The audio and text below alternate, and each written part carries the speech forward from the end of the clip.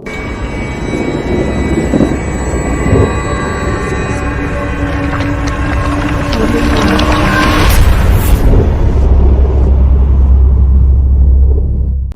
میں جنات کا غلام کس نمبر 7 کے ساتھ آپ سب کی خدمت میں حاضر ہوں۔ میرے لیے یہ گاؤں کسی آئیڈیل مقام سے کم نہیں تھا۔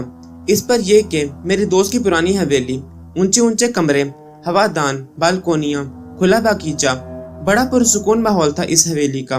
پھر اس حویلی کے مکین ملک نصیر کی والدہ اور والد پرانے زمانے کے اقتدار کا پیکر عظیم تھے۔ وہ علاقے کے بڑے زمیندار تھے، مگر ان میں زمینداروں جیسی خوبو نہ تھی۔ نہایت ہی خلیق، ملنسار، مخلص اور انسانی اقتدار کو سمجھنے والے ایک اور ہستی بھی اس حویلی میں رہتی تھی، جس کی خاموش اور اداس سیاہ آنکھوں میں اس وقت زندگی روشن ہوتی تھی جب کبھی میں اس حویلی میں جاتا تھا۔ زلیخا، کومل سی لڑکی، ملک نصیر کی بہن تھی۔ میرے اور اس کے درمیان ایک خوشگوار تعلق قائم ہو رہا تھا۔ زلیخا کی آنکھیں اور گھنے بال دیکھ کر کوئی گمان نہیں کر سکتا تھا کہ اس قدر مکمل حسن کی ملکہ ایک گاؤں میں رہتی ہے۔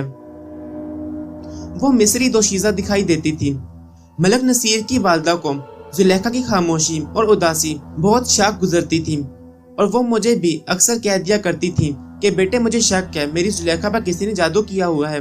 یہ بہت کم بولتی ہے، نہ سہیلیوں کے ساتھ کھیلتی ہے، سکول جاتی ہے تو آ کر بھی کتابوں میں غرق رہتی ہے، نہ جانے اسے کون سا روگ ہے۔ زلیخا کا روگ کوئی نہیں جان سکا تھا، میں بھی، لیکن میں اتنا سمجھ سکتا تھا کہ یہ اداس آنکھیں کبھی کبھی روشن ہوتی ہیں، خاموش زبان کو الفاظ ملتے ہیں، مگر ہم روایتوں میں بندے اپنی اداسیوں اور خاموشیوں کو برقرار رکھنے سے گھبراتے ہیں۔ میں جب اس شام ملکوال گیا تو ایک آئیڈیل ماحول کا خیال میرے ذہن میں چھایا ہوا تھا۔ میرے اندر یہ احساس بھی تھا کہ حویلی کے شہرزادہ اور پرسکون ماحول میں زلیخا کا وجود اور اس کی سانسیں میرے لیے سکون کا باعث بن سکتی ہیں۔ مگر اس بار جب میں ملک نصیر کی حویلی پہنچا تو اس بار حالات مختلف تھے۔ نصیر مجھے دیکھ کر باقاعدہ پریشان ہو گیا تھا۔ اس کے ملنے میں نہ والہانہ پن تھا نہ پذیرائی۔ میں حیران ہوا تو اس نے میری حیرانی دور کر دی اور بتایا کہ ان کے جاننے والوں کے حوالے سے لاہور سے ایک پیر صاحب ان کے گھر آئے ہیں۔ والدہ زلیخا کے روگ کو دور کرانے کے لیے ان سے دم درود کرانا چاہتی ہیں۔ پیر صاحب کے پاس جنات بھی ہیں۔ میں نے نصیر کا مذاق اڑایا، مگر وہ سنجیدہ رہا اور بولا، میں بھی تمہاری طرح سوچتا تھا کہ جنات کا کوئی وجود نہیں ہے۔ ابا جی تو ان پیروں کے سخت خلاف ہیں، لیکن یار اب پہلے والی بات نہیں رہی۔ ہمارے پورے گھر میں اب انسانوں سے زیادہ جنات بسیرا کیے ہوئے ہیں، کوئی آ رہا ہے کوئی جا رہا ہے۔ میں نے ملک نصیر کی بات پہ یقین نہ کیا اور ذرا ناراض ہو کر کہا، تم تو پاگل ہو گئے ہو، تمہیں معلوم نہیں کہ یہ پیری فقیری بھی کاروبار بن گیا ہے۔ چلو اندر اور مجھے اپنے پیر صاحب سے ملواؤ، پھر میں اس کی اصلیت بتا دوں گا۔ یار میں تمہیں اندر نہیں بلا سکتا، پیر صاحب نے کہا ہے کہ ان دنوں کوئی اجنبی اندر نہ آئے اور کسی کو جنات کے بارے میں بتانا بھی نہیں ہے، مگر میں تمہیں بتا بیٹھا ہوں۔ ملک نصیر گھبرا کر اندر کی طرف دیکھنے لگا، اس کے ماتھے پر پسینہ نمودار ہو گیا۔ دیکھا، یہی تو بات ہے، اگر تمہارے پیر صاحب سچے ہوتے تو یہ نہ کہتے، وہ ضرور کوئی فراڈ ہوگا۔ مجھے اندر جانے دو، میں اماں جی سے خود بات کرتا ہوں۔ اور پھر زلیخا، میرے منہ سے کچھ نکلتے نکلتے رہ گیا، میرے دل میں کوئی شے اٹک گئی، ہزاروں کہانیاں اور اندیشے میرے ذہن میں گھوم گئے، اخبارات کی شے سرخیاں آنکھوں میں تیرنے لگیں۔ کون سا ایسا دن ہوگا جب کسی جعلی پیر فقیر کے بارے میں ایسی خبر شائع نہیں ہوتی ہوں گی کہ وہ معصوم لڑکیوں کو تباہ کر کے فرار ہو گیا۔ اسی خیال کے ساتھ ہی میں اندر جانے کے لیے بےتاب ہوا تو ملک نصیر میرے سامنے آ کر کھڑا ہو گیا۔ شاہد، خدا کے لیے ٹھہرو، اگر میں نے خلاف ورزی کی تو بابا جی سرکار اور پیر صاحب ناراض ہوں گے۔ اور اس سے پہلے کہ وہ کچھ کہتا، اندر سے ایک باروب آواز سنائی دی، نصیر، اسے اندر آنے دو۔ جی شاہ صاحب۔ ملک نصیر آواز سنتے ہی موذوب سا ہو گیا۔ یہ پیر صاحب کی آواز ہے، شکر ہے انہوں نے خود ہی تمہیں بلا لیا ہے، میرے یاد ناراض نہ ہونا۔ میں ملک نصیر کے ساتھ حویلی کی دیوڑی میں پہنچا تو ایک درمیانے قد کا نوجوان جس نے سفید لٹھے کی شلوار قمیض پہن رکھی تھی، سر پر عربی رومال رکھا ہوا تھا، ہماری طرف آ رہا تھا۔ یہ پیر صاحب ہیں، ملک نصیر نے جھٹ سے میرا تعارف کرا دیا۔ یہ میرا دوست ہے شاہد، صحافی ہے، اور میں جانتا ہوں بابا جی نے اسے اندر آنے کی اجازت دے دی ہے۔ پیر ریاض شاہ مسکراتے ہوئے بولا، वो शक्ल और सूरत से किसी तौर पर पीर नहीं लग रहा था। आओ बाबा जी सरकार आए हुए हैं। वो हमें अंदर जनान खाने में ले गए। पुरानी और भारी ईंटों से बनी तवील राहदारी से गुजरते हुए हम जनान खाने में दाखिल हुए तो एक खुशबूदार महक मेरे नाक से टकराई।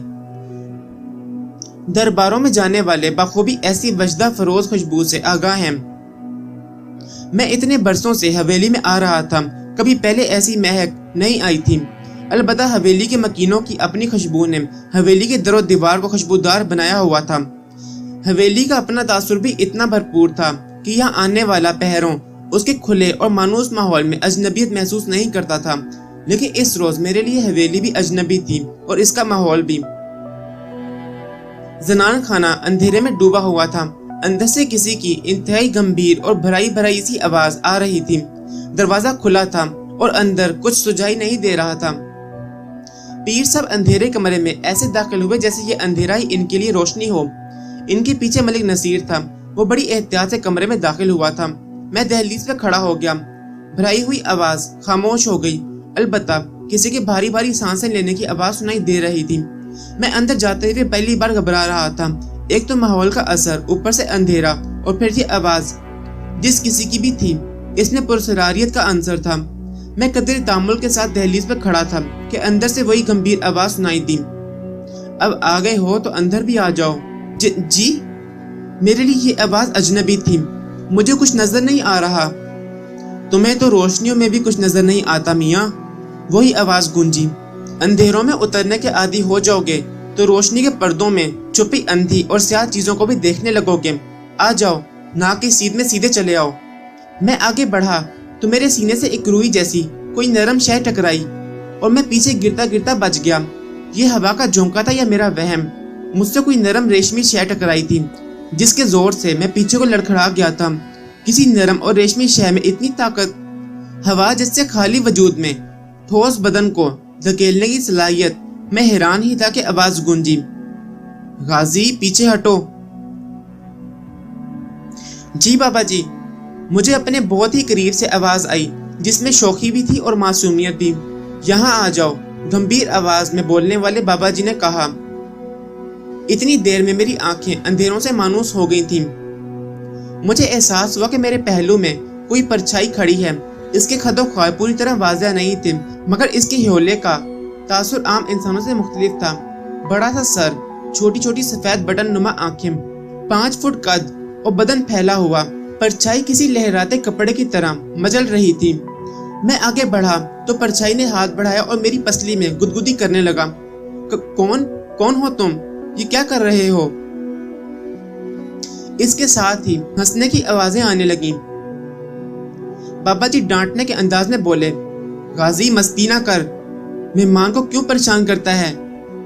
बाबा जी मैं तो इसे गुदगुदी कर रहा था। ये कहकर वो गाजी नुमा परछाई दोबारा खी करके हंसने लगी। इसका ये अंदाज देखकर जनान खाने में जुलेखा और उसकी वालिदा की भी हंसी निकल गई। माँ जी, नसीर, मैं पुकारा। शायद पुत्र, ये गाजी बड़ा शरारती बच्चा है, तुझसे शरारतें कर रहा है। आजा बैठ जा, ये तुझे कुछ नहीं कहेगा।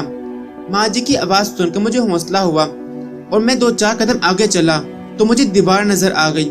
मैं इसके साथ खड़ा हो गया और अंधेरे में डूबे कमरे की अजनबियत में मानूसियत तलाश करने लगा। बैठ जाओ और दुरूद इब्राहिमी पढ़ो, बाबा जी मेरे बहुत ही करीब से बोले। मैं आंखें फाड़ फाड़ कर आवाज की सिमत में देखने लगा तो एक भारी भरकम चोगा नुमा परछाई नजर आने लगी। इसी लम्हा जनान खाने के रोशनदान से हल्की सी रोशनी अंदर आने लगी, जिससे कमरे में हल्का सा उजाला हुआ और परछाई का सरापा मेरी नजरों के सामने नुमाया हो गया। ये एक आध लम्हे की ही बात थी। बाबा जी रोशनी को महसूस करते ही बोले, शायद मियाँ आंखें बंद कर लो। मैंने झट से आंखें तो बंद कर ली, मगर एक नादीदा वजूद मेरे ज़हन में अपना अक्स बनाता चला गया। इसके चेहरे के खदो ख्वाल तो वाज़ेह ना हो सके, मगर मैंने देख लिया था कि वो सरापा पैरों से बेनियाज था, सर से पंडलियों तक इसका वजूद नजर आता था। इसके नीचे पाँव जैसी कोई शय ना थी और वो गोया हवा में मुअल्लक किसी वजूद की तरह चहलकदमी करता हुआ मेरे पास आ गया था। मेरी सांसें तेज हो गईं और इस सरापे की सांसें किसी गर्म और तेज लू की मानिंद मेरे चेहरे पर पड़ने लगी। उसकी सांसों में इतनी तपिश थी कि अगर मैं अपने चेहरे पर हाथ न रख लेता तो मेरा चेहरा उसकी तपिश से जल ही जाता। درود پاک پڑھو۔ بابا جی نے اپنے ریشمی ہاتھوں سے میرے چہرے سے میرے ہاتھ ہٹائے اور نرم انداز میں سمجھاتے ہوئے بولے، بیٹا یہ درود پاک ہی ہماری قوت ہے، ہماری غذا ہے، یہ اسے پڑھتے رہا کرو کہ جب تک ہم یہاں ہیں اللہ تعالیٰ اپنے محبوب صلی اللہ علیہ وآلہ وسلم کے صدقے ہماری قوتوں کو قائم رکھے اور اس محفل پر اپنی رحمت عطا کرے۔ بابا جی کی باتوں میں مٹھاس تھی، ان کا مس مجھے عجیب سی کیفیت سے دوچار کر گیا، مگر میرے ذہن میں ہزاروں وسوسے، ہزاروں سوالات بھی پیدا کر گیا، لیکن اس سب کے باوجود میرا ذہن میرے قابو میں تھا۔ ہزاروں واقعات ذہن میں تازہ ہو گئے، مجھے یہ سب فراڈ لگ رہا تھا۔ پیر ریاض شاہ کے کسی شعبدہ کی وجہ سے زنانہ خانے میں بیٹھے لوگوں کی نظر بندی کر دی گئی تھی اور مجھے وہی کچھ دکھائی دے رہا تھا جو وہ چاہتے تھے۔ میں نے ایسے بہت سے واقعات پڑھے تھے کہ بعض لوگ معصوم لوگوں کو سحر زدہ کرنے اور اپنے کرامات دکھانے کی خاطر ایسے شعبدے کرتے رہتے ہیں۔ اس کے باوجود کہ ماحول نے مجھ پر سحر طاری کیا تھا، مگر میرے اندر کا صحافی بیدار رہا۔ اس وقت تو میرے اندر جستجو بھی بڑھ گئی تھی اور ان سارے واقعات کو ایک اہم ترین سٹوری بنا کر دھوم مچانے کا بھی سوچ رہا تھا۔ میں نے سوچا کہ اگر یہ بابا جی واقعی ایک جن ہے تو ان کا انٹرویو کر کے اخبار میں چھاپ دوں گا۔ میں ذہنی طور پر تو فیصلہ کر چکا تھا، لیکن کچھ بولنے کی جرت نہیں ہو رہی تھی مجھ میں۔ میں بے چینی اور بے قراری کے باوجود بابا جی کی ہدایت پر درود ابراہیمی صلی اللہ علیہ وآلہ وسلم پڑھنے لگا تھا۔ زنان خانے میں جتنے لوگ موجود تھے وہ بھی درود پاک صلی اللہ علیہ وآلہ وسلم پڑھ رہے تھے۔ اسی لمحہ ایک آواز جو سب سے مختلف اور جدا تھی نہایت پرزوز اور عقیدت مندانہ انداز میں بلند ہوئی، بابا جی سرکار، حاجی صاحب نے یاد فرمایا ہے، غلام محمد خیریت تو ہے؟ بابا جی قدر تشویش میں مبتلا ہو گئے۔ سرکار کی طبیعت تو ٹھیک ہے؟ خیریت سے ہیں سرکار، آپ سے کوئی مشورہ کرنا ہے، غلام محمد نے جواب دیا۔ شاہ صاحب اب ہم چلتے ہیں۔ غازی چلو، اور ہاں میاں تم اب ادھر ہی رہنا، تمہارے ساتھ ہمیں بہت سی باتیں کرنی ہیں۔ بابا جی نے اپنا روئی جیسا نرم ہاتھ میرے کندھے پر رکھا اور سب کو خدا حافظ کہہ کر چلے گئے۔ اسی لمحے پیر ریاض شاہ نے لائٹ آن کر دی تو کمرہ روشن ہو گیا۔ وہ سوئچ بورڈ کے پاس کھڑے تھے۔ کئی لمحے تک وہ یوں ہی کھڑے ہو کر زیر لب کچھ پڑھتے رہے۔ ہم سب نے آنکھیں کھول دیں۔ زلیخا اپنی والدہ اور والد کے ساتھ کمرے کے تاکوں کے پاس چٹائی پر بیٹھے تھے، دوسری جانب ڈبل بیڈ بچھا ہوا تھا۔ پیر ریاض شاہ سوئچ بورڈ سے ہٹ کر بیڈ پر جا بیٹھے۔